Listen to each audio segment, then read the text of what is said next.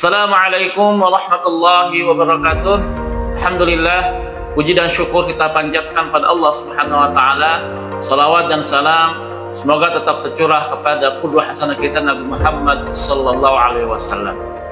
Alhamdulillah, pada kesempatan kali ini saya ingin menyampaikan lanjutan materi tahsin pada part sebelumnya.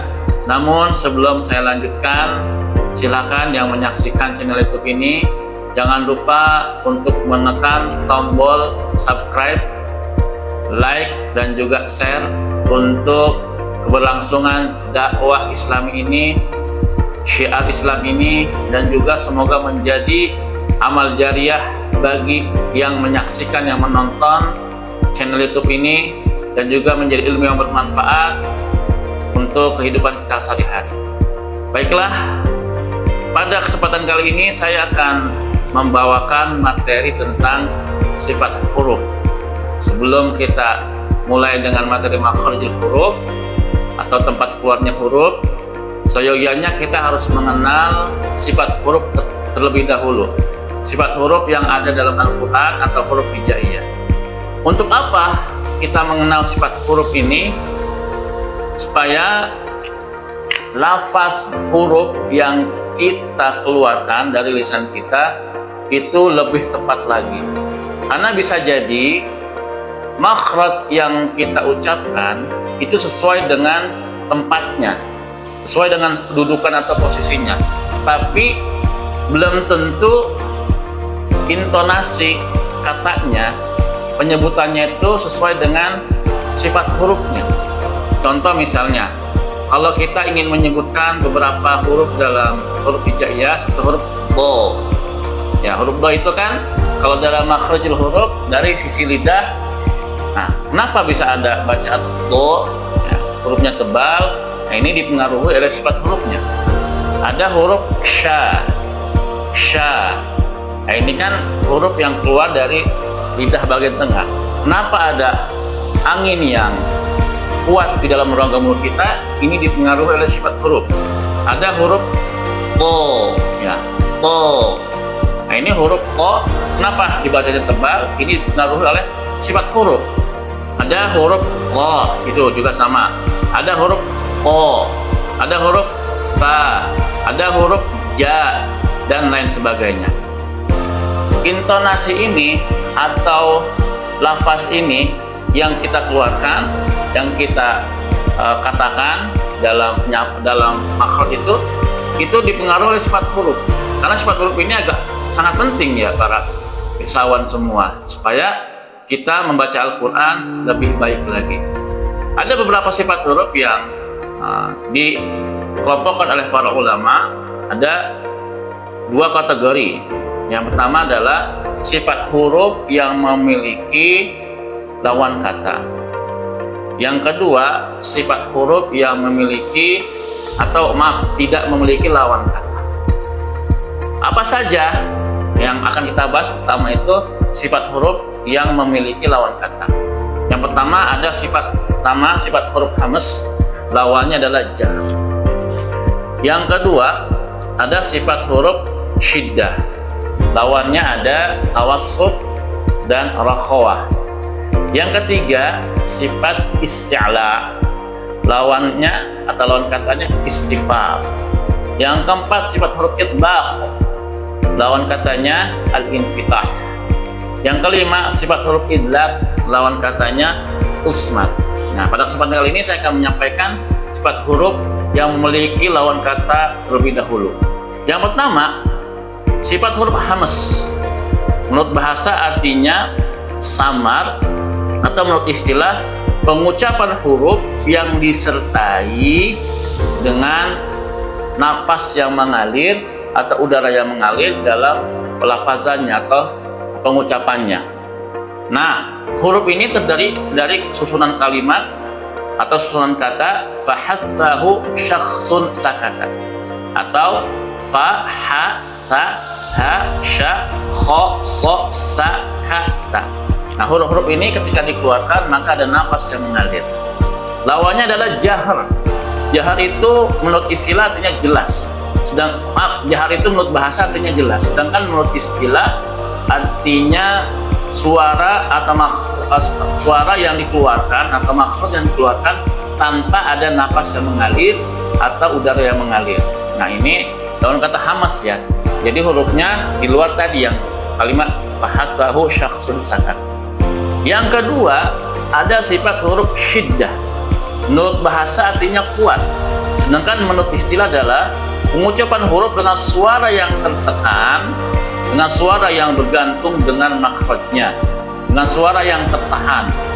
Contoh dalam kalimat atau tersusun dalam kalimat hurufnya ajid, otin, bakat, atau dalam susunan satu persatunya ada hamzah, ja, da, o, ba, ha, dan ta. Nah, ketika dilafalkan, ini suaranya tertahan atau dengan suara yang kuat. Ba, tertahan dulu. O, ka, ja. Nah, ini kita akan bahas secara detail ketika sudah sampai materi makharijul huruf.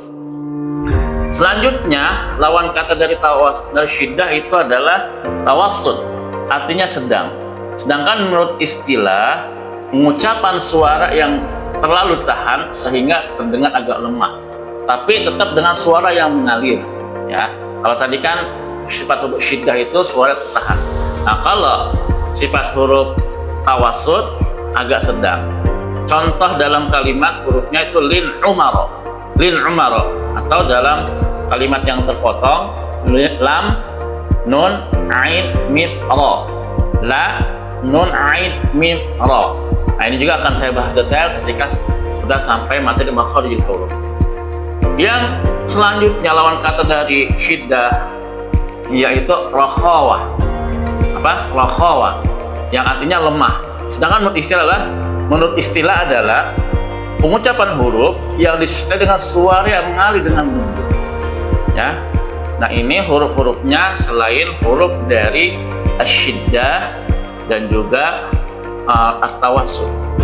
Yang ketiga, sifat huruf isti'la, yang artinya terangkat. Menurut bahasa artinya terangkat. Sedangkan menurut istilah adalah pengucapan huruf disertai dengan terangkatnya lidah ke langit-langit atau dibaca dengan suara yang agak tebal. Contoh dalam kalimat khussa daghdil kil, atau dalam susunan huruf kha, so, do, wo, o, go. Ya, kha, so, do, wo, o, go. Nah, dengan suara yang terangkat atau tebal. Nah, ini saya akan bahas secara detail juga ketika materi makharijul huruf. Lawan kata dari isti'la adalah istifal, yaitu dengan menurunkan lidahnya ya ke bawah atau menurun. Dan ini istifal ini artinya ya lawan kata dari istilah, yaitu dengan suara yang menurun dari langit-langit mulut kita. Nah, hurufnya itu selain huruf isti'la. Yang keempat yaitu itbaqo, yang artinya lengket. Sedangkan menurut istilah adalah pengucapan huruf dalam keadaan bertemu lidah dengan langit-langit mulut atau lengket. Nah, ini lebih agak tebal lagi dari sifat isti'la. Ini hanya ada 4 huruf saja dengan intonasi atau suara yang hampir sama. Ada huruf so ya, bo, po, wo. Nah, jadi ini terdengar suaranya agak tebal ya, atau melekat ke langit-langit. Lawan katanya yaitu adalah infitah, yang menurut bahasanya artinya terbuka atau terpisah, atau suara yang tidak melekat ke langit-langit atau menjauhnya lidah dari langit-langit mulut. Nah, hurufnya ini ada 23 selain 4 tadi ya, huruf yang itbaq.